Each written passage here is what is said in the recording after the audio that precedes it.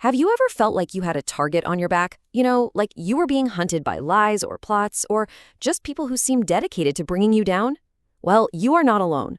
Thousands of years ago, King David wrote down this prayer. It's a timeless blueprint for survival and victory. So let's dive into this powerful psalm together and see how it speaks directly to our lives today. Right out of the gate, David gets straight to the point. This is a raw, urgent cry for help. And notice how specific he is. This isn't some vague prayer about all the trouble in the world. No, it's a personal plea for protection from real enemies. He's asking God to step in and save him from a very real threat. And that shows us something powerful. We can be just as direct, just as honest in our own prayers. This prayer for preservation, it just echoes through the centuries. While David was praying for physical deliverance, you can fast forward to the Apostle Paul, who had that same kind of confidence.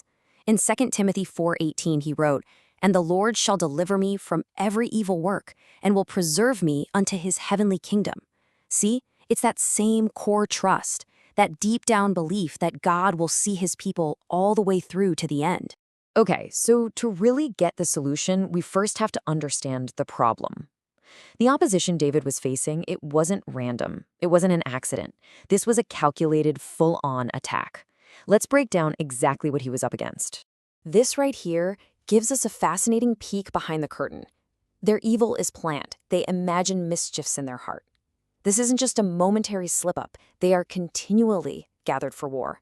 That tells you it's a relentless, organized campaign against him. And in fact, Proverbs 6:18 tells us that a heart that devises wicked imaginations is something God hates. That's a pretty serious reminder that evil actions, they always start in a sinful heart. So what's their main weapon? It's their words. David uses this incredible imagery of a sharpened tongue, right? Like a snake's fang, designed to inject deadly venom.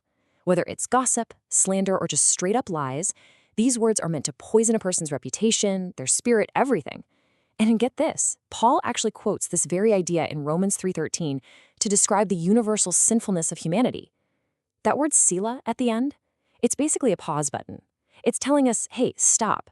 Think about the destructive power of the tongue for a second. So this really sums up the whole strategy of the attack. It starts on the inside with those calculated plots. And then it moves to the verbal with the poisonous words. But it doesn't stop there. David also faces direct confrontation, what he calls the hands of the wicked.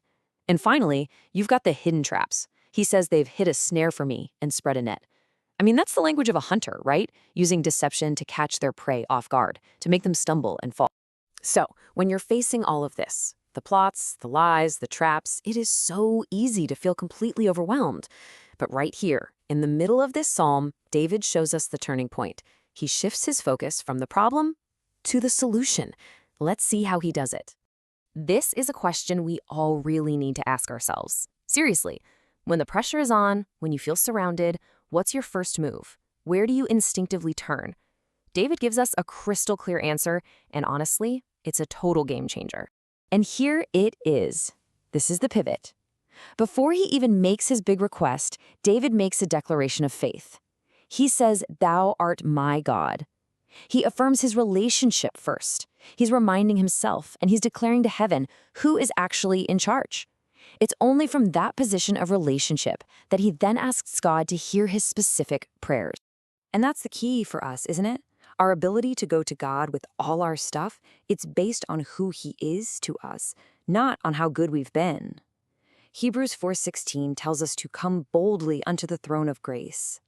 And why can we do that? Because through Jesus Christ, we have a relationship with God. He is our God. That's the foundation for everything. Now, building on that foundation, David does something really smart. He draws strength from the past. He remembers God's faithfulness. He calls God the strength of my salvation, and then he recalls how God has covered my head in the day of battle. He's looking back at past victories, at times God protected him, and he's using that memory to fuel his faith for the fight he's in right now. That's a powerful strategy we can all use. This idea of having your head covered is so significant. It's like God himself is providing a helmet. And in the New Testament, Paul calls this the helmet of salvation in Ephesians 6:17. Think about it. Just like a helmet protects a soldier's head from physical blows, our assurance of salvation protects our minds from the enemy's attacks of doubt, fear, and accusation. It keeps our thinking clear in the heat of the battle. Okay, so having established his trust, David's prayer takes one last turn. He moves from asking for personal protection to this confident prayer for divine justice. He places the outcome squarely in God's hands, and that's where our real hope lies. Now, pay close attention to his motivation here. He asks God to mess up the plans of the wicked, not for personal revenge, but, and this is key, lest they exalt themselves. His main concern is God's glory. If evil people succeed, they'll just boast about their own cleverness and mock God. So David is praying for God's name to be honored, and that's a prayer God loves to answer. This prayer for justice, it's rooted in a deep biblical principle. You reap what you sow.